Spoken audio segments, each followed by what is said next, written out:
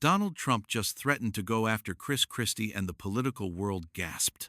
The words cut through the airwaves like a thunderclap. In a campaign season already bloated with drama, this felt different. This wasn't about policy or platforms or even polls. This was personal. It started innocently enough, or at least in the way politics today defines innocent. At a rally in New Hampshire, Chris Christie leaned into the microphone, that trademark grin plastered across his face. The former governor, once a close Trump ally, now one of his loudest critics, cracked a line aimed straight at Trump's ego. Donald likes to brag about being a fighter. But let's be honest, the only thing he's winning lately is time in court. The crowd chuckled, reporters scribbled furiously, and Christie looked pleased. For years, he'd been the blunt-talking Republican willing to throw punches. But what he might not have expected was how swiftly and how sharply Trump would swing back. By nightfall, Trump had fired his return volley, not through a carefully written press release, but the way he's always preferred, raw, unfiltered, and brimming with vengeance. Standing before his supporters, his voice dripping with contempt, Trump declared, "Chris Christie, he thinks he's funny, but let me tell you, I'm coming after him next. And when I do, he'll wish he never opened his mouth." The reaction was instant. Gasps rippled across the audience. On social media, the clip went viral within minutes. Some laughed, others bristled, but everyone understood the underlying message. Trump wasn't just sparring, he was declaring political war. This wasn't the usual insult routine. This was betrayal, an ally turned adversary. And Trump, known for keeping grudges and magnifying them, was promising a fight that could get ugly fast. Anchors on cable news scrambled for commentary. Analysts speculated on strategy, and ordinary voters watched in disbelief as two heavyweights of the Republican Party turned their sights on each other. Cliffhanger. But what started as an insult war could spiral into Trump's most personal political crusade yet. At first glance, the exchange between Donald Trump and Chris Christie looked like just another round of political mudslinging. After all, Trump had thrown harsher insults at presidents, prosecutors, even late-night comedians. But this time, the stakes were different because Christie wasn't just any critic, he was once an insider. For years, Chris Christie stood at Trump's side, one of his earliest big-name Republican endorsers in 2016, a debate prep ally in 2020, and a loyal defender when few dared to cross Trump's base.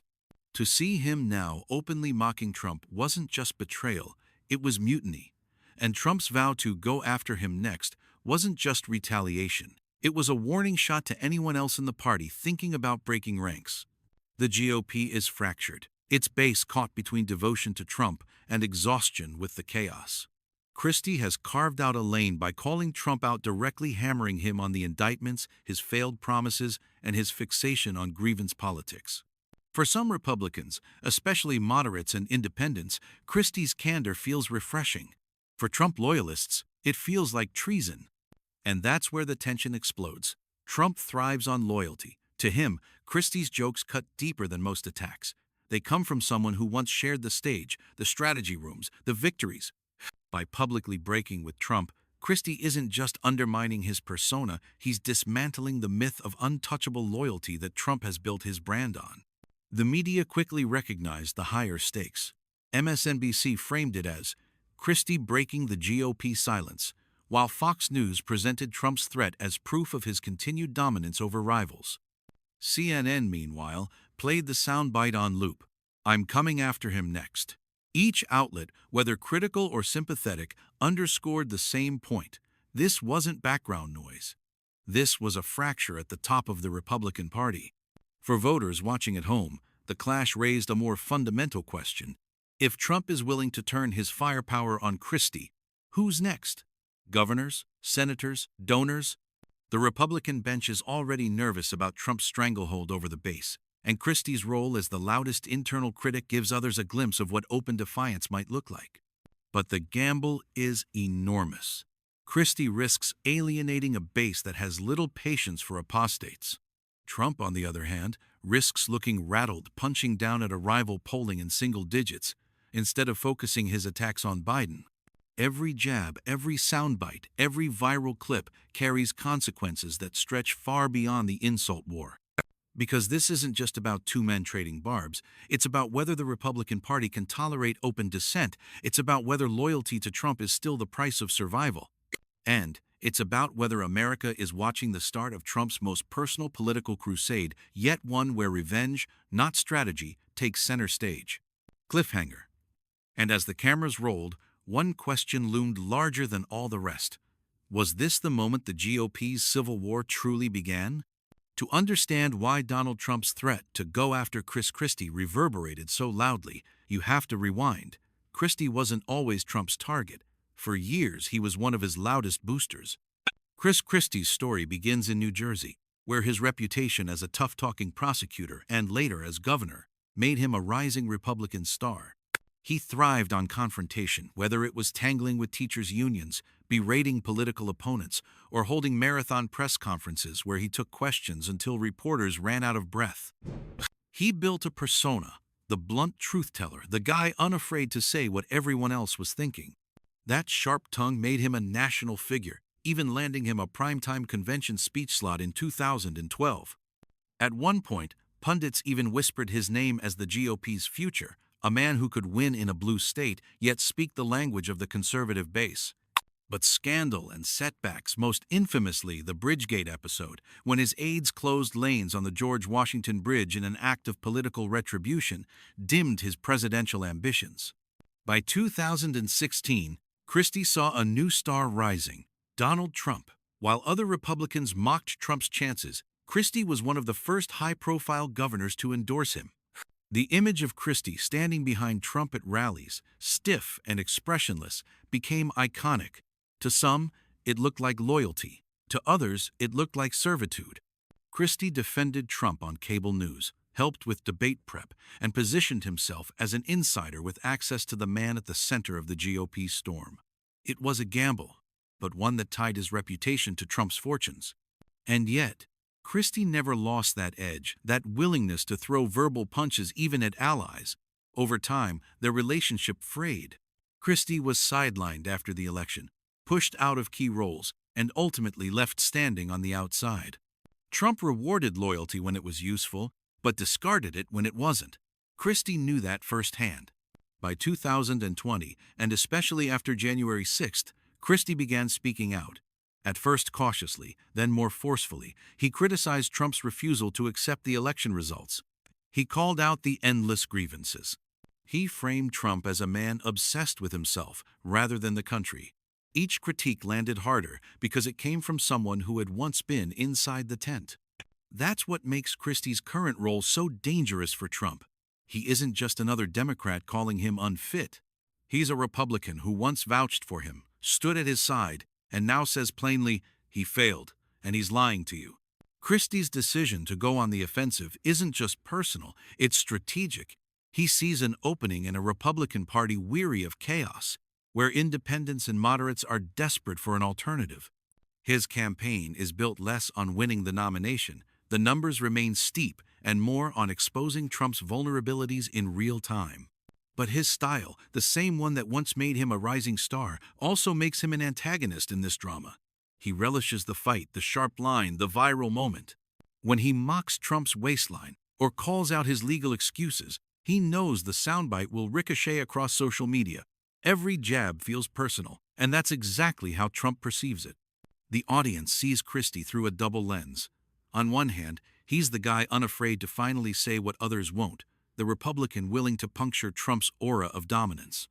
On the other, he's the opportunist who once stood behind Trump, who only turned against him when the winds shifted. That tension fuels both his appeal and his vulnerability. And yet, perhaps more than any other critic, Christie embodies the risk of betrayal in Trump's world. He proves that even the most loyal allies can flip, and that flip carries weight precisely because of where he once stood. Cliffhanger. But as Christie sharpened his attacks, Trump prepared his counterpunch, one that would test not just Christie's resolve, but the loyalty of an entire party. To understand why Donald Trump's threat to go after Chris Christie is more than just another insult, you have to trace Trump's own arc, a journey from outsider to kingmaker to embattled titan. Trump's rise in politics was never supposed to happen. When he descended the golden escalator in Trump Tower in 2015, pundits rolled their eyes. A billionaire reality TV star with a flair for tabloid drama? No one believed he could outlast seasoned governors, senators, and dynastic names like Bush. Yet Trump tapped into something raw and powerful, of fury at Washi. Donald likes to say he fights for the people, Christie said, pausing just long enough to let the tension stretch. But here's the truth. Donald Trump has never fought for anyone but himself, and the only weight he can't carry is the weight of the truth. Gasps, applause, even a few cheers broke out in the hall. The audience, split at first, now leaned forward, riveted. On social media, the clip went viral within minutes. Hashtags exploded. Christie's Trump, truth over Trump, the weight of the truth. Commentators replayed the line over and over, dissecting it like a courtroom exhibit. Legal analysts pointed out the brilliance. Christie wasn't just insulting Trump. He had flipped Trump's favorite weapon, mockery, into a moral sledgehammer. By reclaiming the narrative around weight, Christie had turned body shaming into a metaphor for Trump's inability to handle honesty.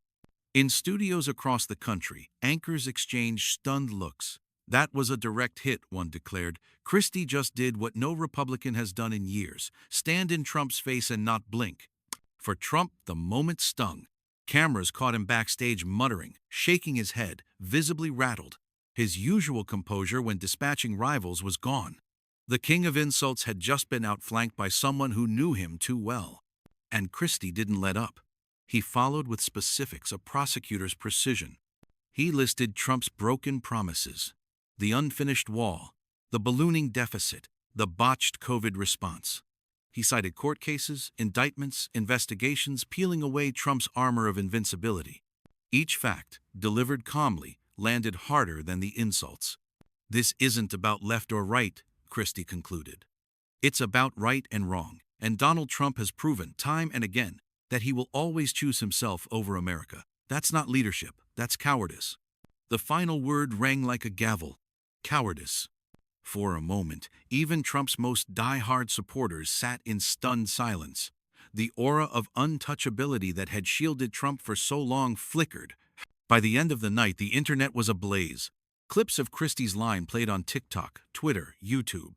Memes flooded feeds, Trump hiding from the weight of truth, Christie standing tall. And the experts? Even some conservatives admitted the obvious. That, one strategist said, was the first real crack in Trump's armor. Cliffhanger. But Christie wasn't finished. His counterattack didn't just bruise Trump's ego, it set off a wave of reactions that would ripple far beyond the debate stage. The Christie moment didn't just land in the room, it detonated across the political landscape like a thunderclap. Within minutes of his weight of the truth line, Twitter lit up. Hashtags surged. Christie vs. Trump, truth over Trump, and the one that stuck hardest, the weight of the truth. Clips spread like wildfire, bouncing from newsrooms to late-night shows to TikTok feeds where younger voters dissected every syllable with the intensity of courtroom drama. Did you see Christie just body Trump without raising his voice? One viral post read, racking up hundreds of thousands of likes. Another wrote, that wasn't politics, that was prosecution. Mainstream media scrambled to catch up. On MSNBC, anchors replayed the clip in slow motion, analyzing Trump's face as Christie delivered the line. You can see it, one commentator said. That's not the face of a man laughing off a joke. That's the face of someone realizing he's been exposed.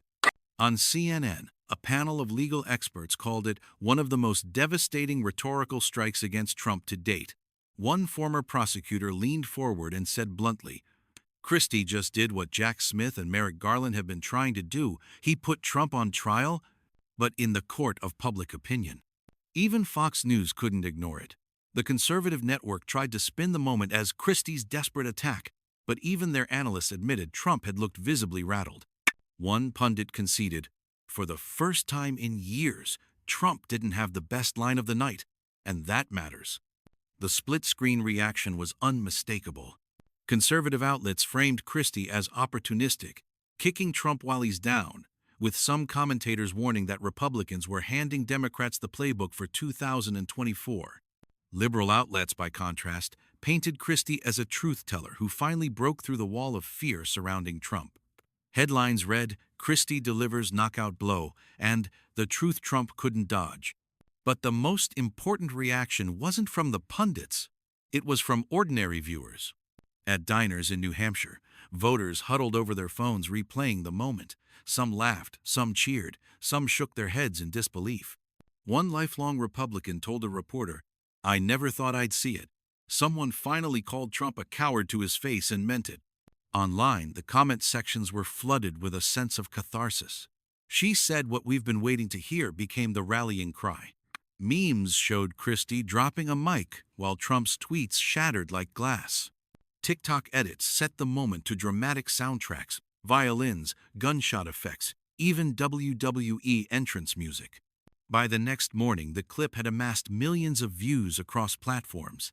Every major outlet was leading with the same image: Christie, calm and composed, staring straight into the camera, Trump fuming in the background. Political analysts began speculating what it meant for the GOP race. Was this the beginning of a real fracture? Could Christie's defiance inspire others to stand up to Trump? Or was this just a viral blip in Trump's otherwise unshakable dominance? Even Trump's campaign scrambled. Within hours, surrogates were on cable news trying to spin Christie's words as cheap theatrics. Trump himself fired back on Truth Social, blasting Christie as a failed governor and a bitter loser. But the post lacked his usual swagger. For once, it sounded defensive. And that was the shockwave. Not just Christie's punch, but Trump's reaction. For years, Trump had thrived by staying on offense, mocking, belittling, and controlling the narrative. But Christie had flipped the script. By calmly turning Trump's own tactics against him, he revealed something rare: a crack in the armor. Strategists on both sides knew the significance.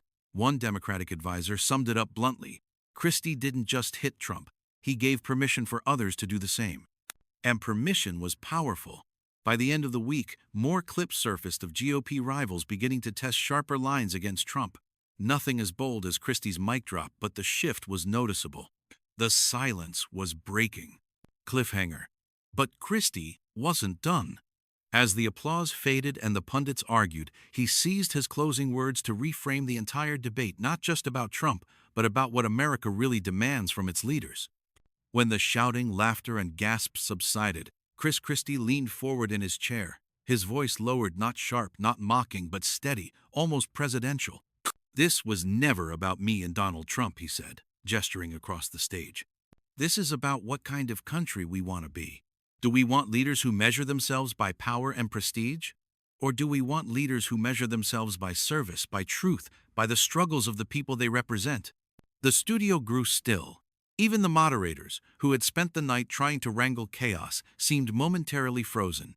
Christie wasn't just rebutting Trump anymore. He was reframing the fight. He went on. "Look, I've been in power. I've sat in the governor's mansion. I've made mistakes, and I've owned them. But here's what I know. Prestige doesn't pave a road, it doesn't fix a school, it doesn't keep a family safe at night. What does? Service, integrity, the willingness to tell hard truths when it's easier to keep quiet." The words carried a moral weight. It wasn't Christie's resume that mattered in this moment, it was the lived credibility of a man who had governed, prosecuted, and stumbled, but who stood there unapologetically grounded in principle. Trump shifted in his seat, unable to disguise his irritation. He tried to interject, but Christie didn't flinch. His tone was not combative now, it was resolute. "The truth is simple," he continued. "Leadership isn't about who sits closest to power. It's about who you stand up for when that power threatens to crush them. That's what America has always needed, and it's what America needs now more than ever." Across the country, viewers felt the turn. Commentators who had been bracing for another round of insults realized something deeper was happening. Christie was planting a flag not just in opposition to Trump, but in defense of an older, almost forgotten idea. That credibility isn't bestowed by elite circles, but earned through grit, struggle, and standing with ordinary people. Online, the reaction shifted with him. The memes and jokes gave way to posts highlighting his words. One viral comment read, "For once, the debate wasn't about who had the loudest insult. It was about who spoke the truth." Another wrote, "This is the first time I've seen someone actually remind us what leadership is supposed to look like." In that sense, Christie's moral pivot struck chords far beyond the Republican base. Independents, disillusioned voters, even some Democrats admitted the message landed. One progressive commentator tweeted, "I'll never vote for Christie, but I'll admit it, that was dignity. That was the kind of talk we should be demanding from everyone." And that was the lesson. The battle wasn't prestige versus prestige, it was prestige versus principle, arrogance versus dignity, power for its own sake versus power in service of something greater. For years, Trump H. blank